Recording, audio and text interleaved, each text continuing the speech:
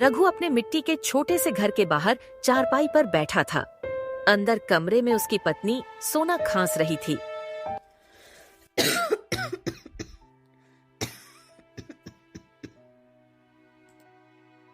उसका चेहरा पीला पड़ गया था और उसके सीने से आने वाली आवाज बता रही थी कि बीमारी ने उसे अंदर से तोड़ दिया था।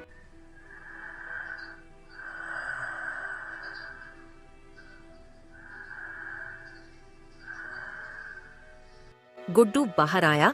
उसके हाथ में एक टूटी हुई झोपड़ी से निकली बाल्टी थी। बाबा, पानी बहुत गर्म है। मम्मी ने मुंह पर डालने को कहा था, लेकिन इससे तो हालत और बिगड़ जाएगी। गर्मी बहुत बढ़ गई है बाबा। घर में रखा पानी गर्म हो चुका है। इससे से तो ना प्यास बुझेगी, ना ही गर्मी का एहसास कम होगा। रघु ने बाल्टी हाथ में ली।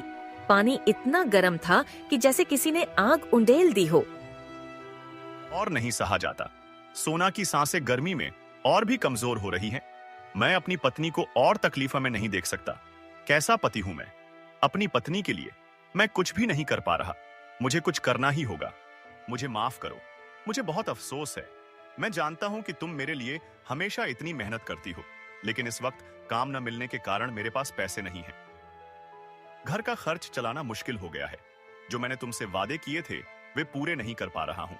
तुम्हारे लिए कुछ अच्छा नहीं कर सका और यह मुझे बहुत दुख दे रहा है। कभी सोचा नहीं था कि मैं तुम्हें इस स्थिति में लाऊंगा।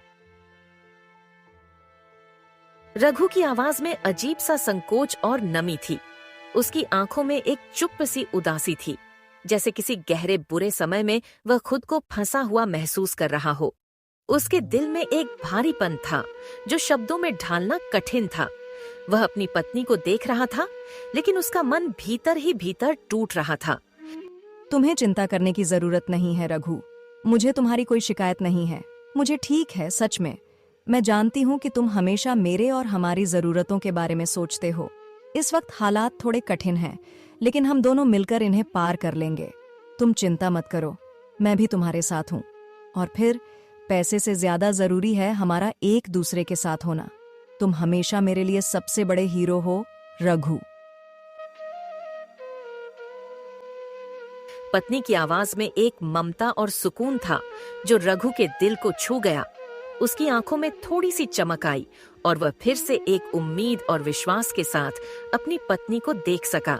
वो जानता था अब कुछ करना ही होगा, लेकिन क्या? उसके पास पैसे नहीं थे।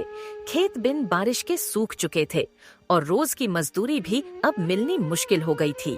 अगले दिन रघु सुबह सुबह गांव के कबाड़ी बाजार गया। वहां हर तरह की पुरानी चीजें बिकती थीं। पुरानी साइकिल, टूटी अलमारी और हाँ, एक कोने में उसे एक पुराना कूलर दिखा। रघु ने दुकानदार से पूछा, भाई साहब, क्या ये बिकाऊ है? हाँ, पुराना है लेकिन चल पड़ता है। इसका एक पंखा तो नहीं चलता, लेकिन बाकी ठीक है।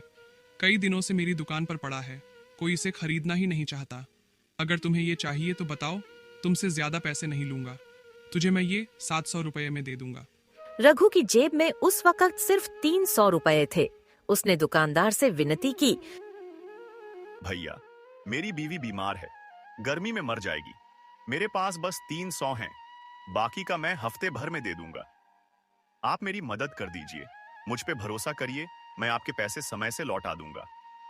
ठीक है, ले जा। वैसे भी ये मेरी दुकान में पड़ा है, इसे कोई लेगा भी नहीं अब।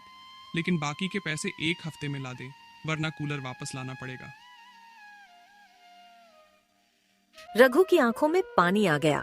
उसने वो पुराना कूलर अपनी सर पर रखा और घर की ओर चल पड़ा।